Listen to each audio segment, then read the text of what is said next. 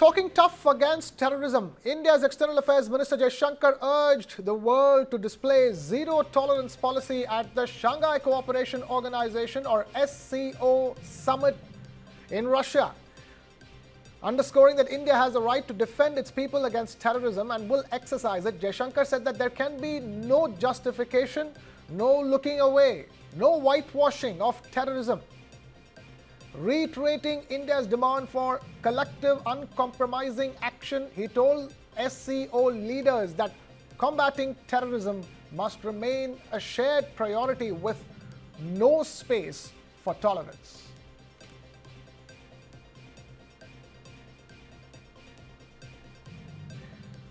India's External Affairs Minister Jaishankar talking tough against terrorism at the SCO summit in Russia, where he reiterated that India has the right to defend its people against terrorism and will exercise it.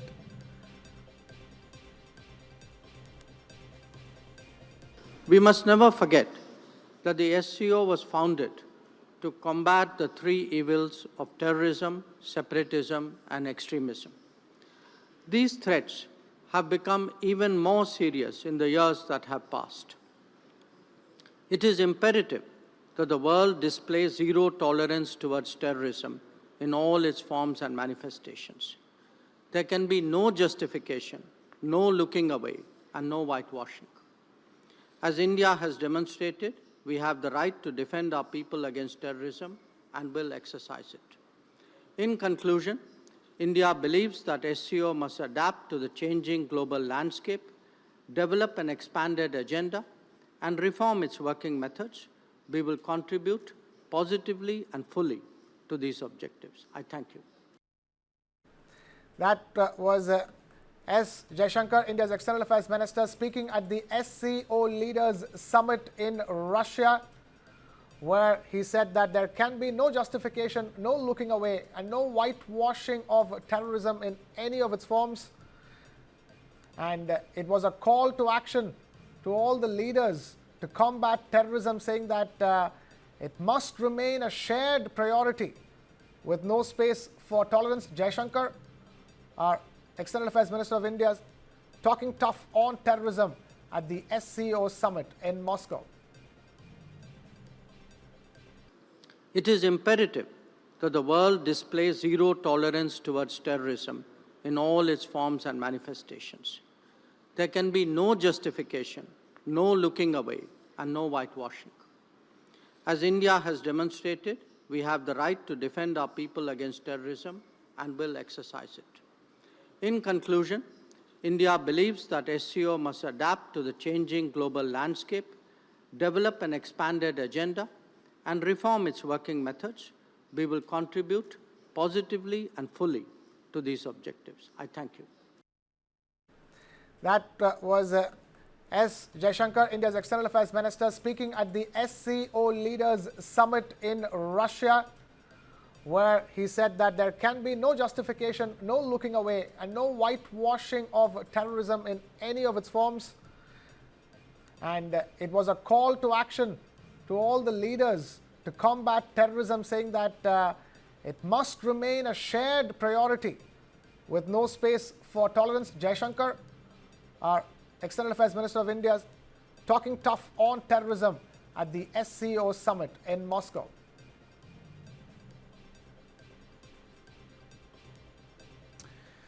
Now, Jasir Bilal Wani, a key associate of the Red Fort car bomb blast accused Umarun Nabi, has been sent to 10 days of NIA custody by the Patiala House Court. He is the man the NIA calls an active co-conspirator in the Delhi suicide bombing plot. The terror accused was earlier brought to the Patiala House Court under heavy security. Investigators have uncovered a dangerous new dimension in the Delhi terror attack. The white-collar terror module behind the November 10th blast was not only planning a car explosion, they were also working on weaponizing drones and building rockets ahead of the Delhi attack. According to the National Investigation Agency, or NIA, this attempt mirrors tactics used by groups like Hamas which deployed drones as a key weapon during its October 7th, 2023 attack on Israel.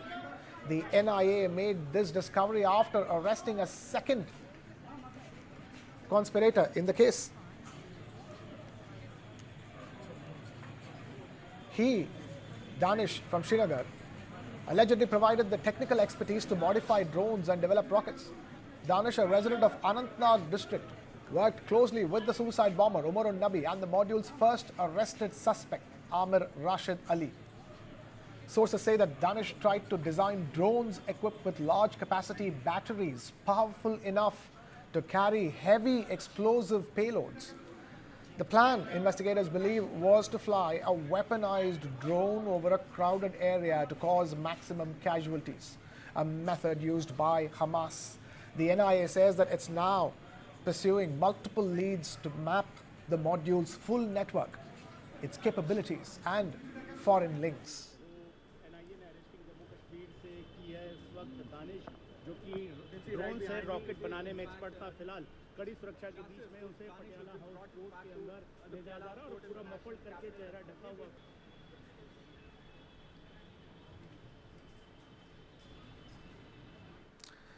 Now, in a significant development in the ongoing investigation, an image has emerged showing Dr. Shaheen Saeed and Dr. Muzammil together in a car showroom buying a Maruti Brezza car. And according to officials, the vehicle was brought on the 25th of September, more than a month before the deadly explosion near Red Fort that killed 13 people and left several others injured. The photograph, now part of the investigation dossier, shows Shaheen and Muzammil standing inside the showroom as the paperwork for the Brezza purchase was being completed. Shaheen Saeed's arrest has marked a major breakthrough in this case, with new revelations emerging.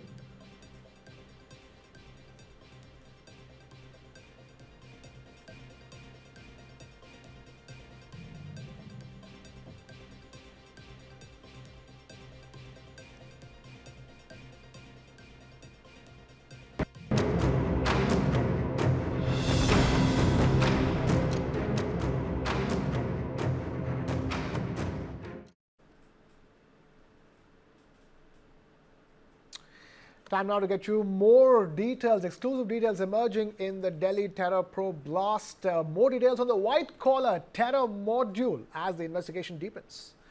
Agencies investigating the terror network have uncovered shocking layers of a meticulously planned conspiracy where every member had a defined role but one deadly mission. At the center of it all, a Pakistani handler, radical clerics, medical professionals, technology experts, and a suicide bomber. First, the foreign link. Umar bin Khattab, also known as Haljullah, a Pakistani operative who was in constant touch with Maulvi Irfan in Kashmir. Maulvi Irfan Ahmed, a cleric from Shopian in Kashmir, is now identified as the prime radicalizer.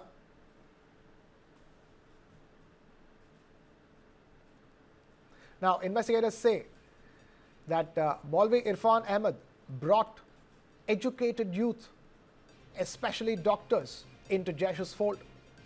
He first recruited Dr. Muzammil, who then expanded the network at Al Falah University, pulling in Dr. Adil, Dr. Umar, and Dr. Shaheen.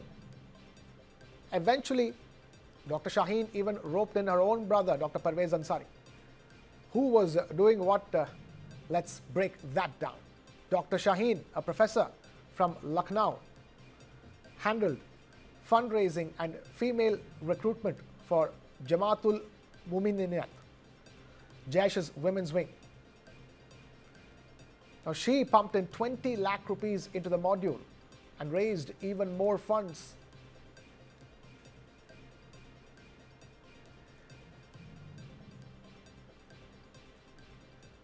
Dr. Shaheen, a professor from Lucknow, was the one who handled all the fundraising and the recruitment of women into Jaish's women's wing, and even pumping in 20 lakh rupees into the module and also helping raise even more funds post that. Now, Amir from Kashmir was the key logistics man. He arranged the I-20 car used in the Red Fort blast, purchased using terror funds given by Dr. Umar. Amr was the first arrest made by the NIA, or the National Investigation Agency. Dr. Muzammil, the most crucial link, acted as the bridge between Irfan and the doctors. He radicalized students, expanded the network, and even transported explosives used in the blast. And then there's Dr. Adil. His arrest blew the lid of the entire module. Picked up from Saharanpur in Uttar Pradesh, his interrogation led investigators to a massive Faridabad seizure. Weapons and 2,900 kilograms of explosives. His job, weapons procurement. Dr. Umar Nabi Muhammad, the suicide bomber, highly trained in chemical handling and ammonium nitrate-based bomb making. Umar carried out the Red Fort car blast. Videos on his devices show the extent of his radicalization. And finally, Jasir Bilal Wani, also known as Danish, the tech brain, a bomb assembly expert tasked with building drones for remote-controlled blasts and even rockets for future attacks. He was arrested by the NIA from Kashmir and will now be produced before Delhi's Patiala House Court. This is the terrifying anatomy of the terror doctor module, a network of educated minds turned into deadly operatives, each playing a precise role in one of the most chilling terror conspiracies uncovered in recent years. We have Abhijit Thakur now joining us on the phone now with the latest details. Abhijit, the revelations about the white-collar terror module are absolutely astounding. Now we have a very clear idea of who all were involved, what exactly were their job roles in this mission, and all of that is pointing to a much larger conspiracy which we thankfully seem to have averted. Definitely, what has come out throughout the investigation so far is not only shocking, but it also reveals that a larger conspiracy was going on, and it would have made a bigger impact if not controlled on time. But since the investigating agencies nabbed them on time, we are thankfully safe. But what you can see in this module is that it is first of a kind, or you can say this is the latest module you can imagine about the white-collar terror. That all of them were from educated backgrounds, doctors, professionals, techies, and one thing was common into them: they had no previous criminal background. Every member's role was defined. That who will recruit.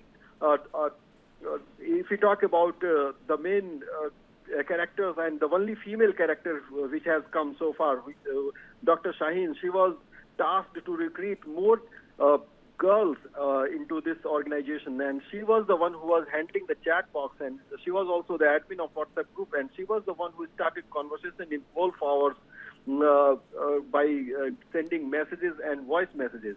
So these are the details what we are getting till now. Everybody was professionally from almost the same background.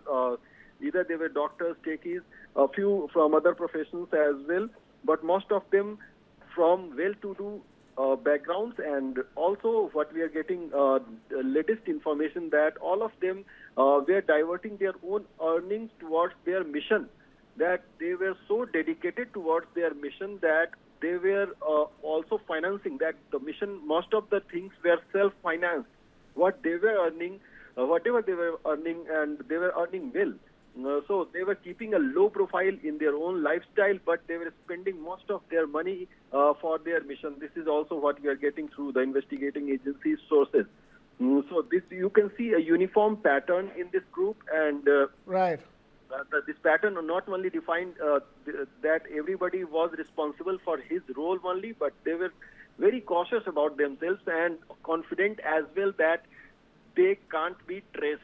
this group considered themselves as untraceable, as they had no previous backgrounds, no previous involvement, and that is why they were thinking that it would be safe for them to execute their mission, which was to execute several bombings in the different locations of India and then flee from this country was their motive. A few of them were to, yes.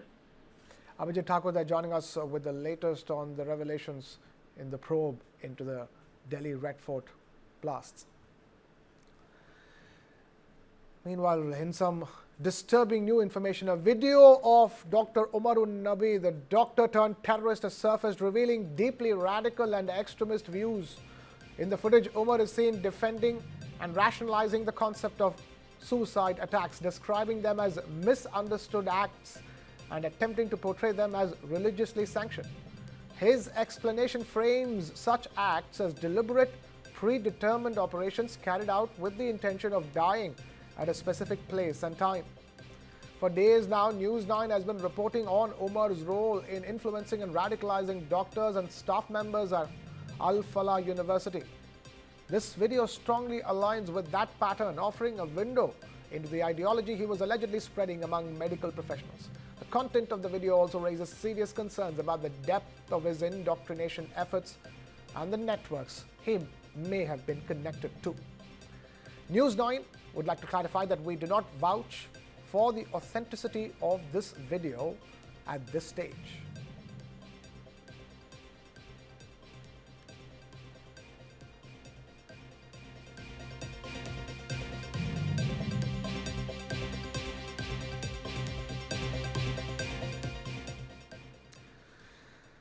Now, a major enforcement operation unfolded across Delhi NCR today as central agencies conducted coordinated searches at more than 25 locations linked to the Al-Falah group.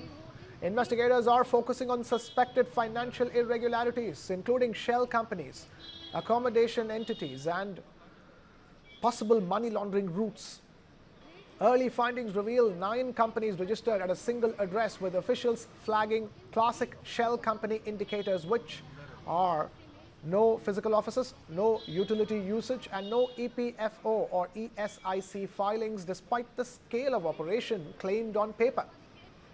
Action intensified on the group as Haryana crime branch teams, along with senior officers, including the state DGP, reached the Al-Falah University campus in Faridabad. Parallel searches were carried out at the group's office in Okhla by another central agency. Meanwhile, Delhi police has summoned the university administration seeking funding details, student and faculty records, and documents connected to an ongoing cheating and forgery probe. Authorities are also verifying Al-Falah's claim of a 12B status after the UGC clarified that the institution has no such approval. The financial trail, funding channels, and all linked entities are being mapped as the investigation expands across multiple locations.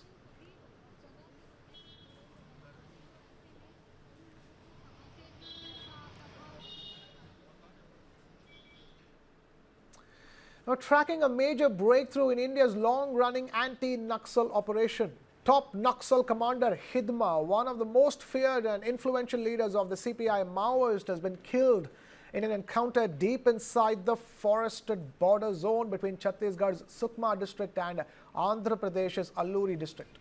His wife, also reportedly an active cadre, was killed in the same operation. This forest belt, dense, unmapped, and historically controlled by Maoist units, saw a fierce exchange of fire earlier today as joint security teams closed in on a Maoist group believed to be operating in the Tri-Junction area. Hidma's name has been synonymous with some of the deadliest ambushes on Indian security forces. His elimination marks a significant psychological and strategic blow to the Maoist leadership structure in the region. Chhattisgarh's Deputy Chief Minister Vijay Sharma has reacted to the news. Listen in.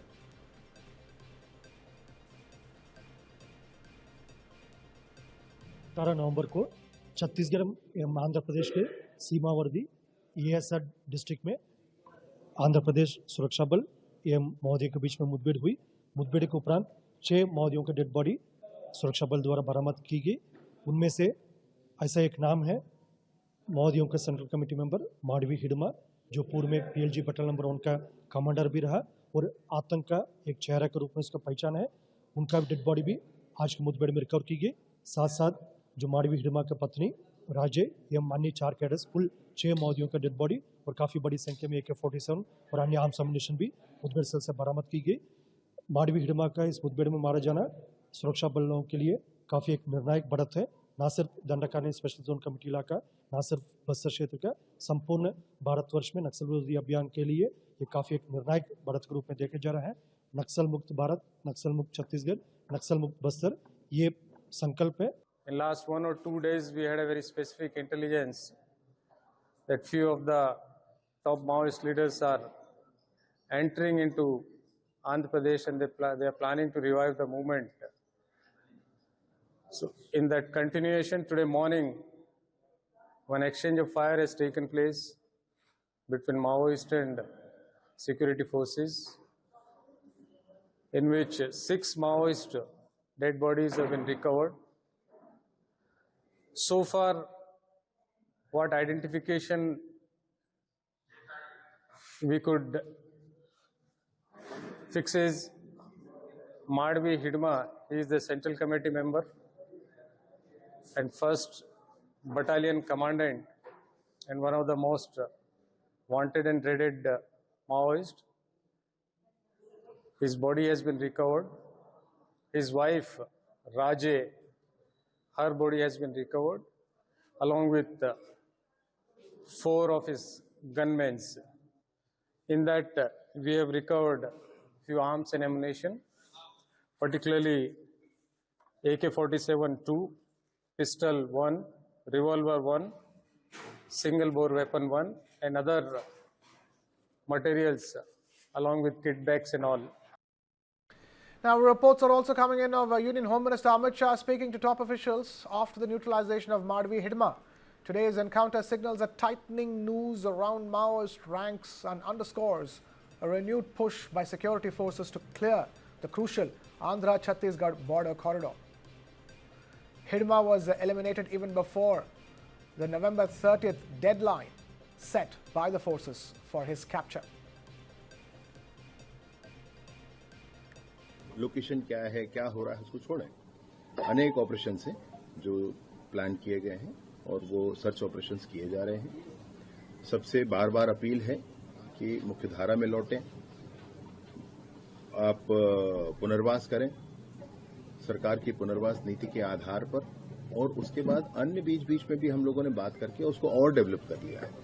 तो मैं सोचता हूं कि बहुत अच्छी स्थिति है। आपको यह भी बताएं कि जो पुनर्वासित हैं वो अब जाकर के जेलों में अपने नक्सल विषयों पर बंद अपने रिश्तेदारों मित्रों से मिल रहे हैं, और वो भी उनका भी मनोभाव बदल रहा है, वो भी पुनर्वास का सोच रहे हैं। तो जेल से पुनर्वास या जंगल से पुनर्वास, ये दोनों ही संभव हो सके, इसके लिए हम लोग काम कर रहे हैं। Shifting focus to a major development in India's cybercrime landscape, and the spotlight is now squarely on the country's booming crypto sector. The Ministry of Home Affairs has flagged 27 cryptocurrency exchanges, all classified as virtual asset service providers, or VASP or VASP, for allegedly enabling cybercriminals to launder over 600 crore rupees in just 21 months. Officials say that these platforms became conduits for siphoning money from nearly 3,000 unsuspecting victims between January 2024 and September 2025. And here's the contrast. While foreign crypto exchanges recorded around 25 crore rupees in illicit transfers through card payments, the domestic platforms are linked to laundering nearly 25 times more, raising deep concerns about oversight gaps in India. Industry voices insist that they are compliant, but privately, some admit that the ownership structures of Indian crypto platforms are far from straightforward. Many of the biggest names operate through foreign holding companies, a model often justified as a fundraising convenience, but one that experts say also creates what they call a trust and oversight vacuum. The Ministry of Home Affairs report underscores the harsh reality. India's virtual asset ecosystem remains unregulated and highly vulnerable. Blockchain may be transparent, but without clear rules, criminals have found ways to exploit the shadows. Officials warn that this may just be the tip of the iceberg, and the next phase of the investigation could bring even more crypto entities under scrutiny.